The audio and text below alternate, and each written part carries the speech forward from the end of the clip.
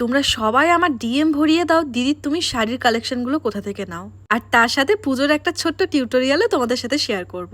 সত্যি বলতে এখন বাজারে ঘুরে ঘুরে শাড়ি দেখে সেটাকে চুজ করা সত্যি ভীষণ চাপ। আর তার ওপর আমাদের এই বিজি শিডিউল। তবে সেটা যদি সারা দিনের ব্যস্ততার পর বাড়িতে বসে দেখে চুজ করে কিনতে পারি, কেমন হয় বলো তো? কি মন্দ হয় না, তাই না? আমি তো সবসময় তাই করি। তোমরা শুধু শাড়ির কালেকশন গুলো না, শাড়ির কোয়ালিটি গুলো দেখো। এটা যাচ্ছে একটা গ্রিন বালুচরি সিল্কের ওপর। দেখে কেউ বলবে এটা সেমি সিল্ক। দামটা একটা মিডিয়াম রেঞ্জের ফাউন্ডেশনের থেকেও কম। আর এই শাড়িটা তো আমার মন কেড়ে নিয়েছে।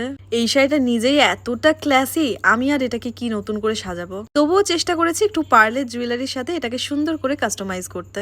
সব থেকে ভালো লেগেছে যেটা, শাড়িগুলো এতটা সফট, সারাদিন যদি ক্লাস করাই তারপরেও কিন্তু কোনো কিচ্ছু মনে হবে না। এই অর্গানজাটা দেখো। হ্যাঁ, হাকোবা বাদ দিলে কি করে চলে বলো? এখন তো পুজোতে সব থেকে বেশি ট্রেন্ডিং। আর তার সাথে যদি এরকম মিক্সড চিকনকারি কাজ করা থাকে, কেমন হয় বলো?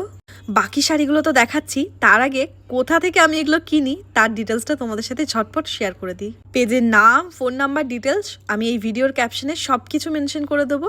তারপরে তোমাদের বলে রাখি, আমি যার কাছ থেকে নিই তিনি কিন্তু আমার একটা সময়ের টিচার ছিলেন। অতএব তোমরা চোখ বন্ধ করে ট্রাস্ট করে সেখান থেকে পারচেস করতে পারো।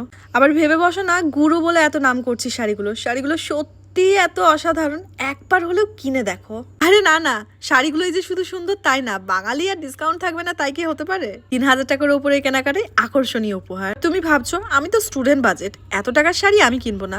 1000 টাকার কিনলে কিছু থাকবে কি? অবশ্যই থাকবে, তাদের জন্য থাকবে গিফট। তারা একটু ক্লাসি লুক পছন্দ করে, এরকম তসরের ওপর কিন্তু যেতেই পারো। ও হ্যাঁ, এই হলুদ তসরটা যাচ্ছে মাত্র 750 টাকা, ভাবতে পারছো? এছাড়াও কিন্তু পেজে প্রচুর কালেকশন রয়েছে, তাই দেরি না করে ঝটপট অর্ডার করে ফেলো। টাটা।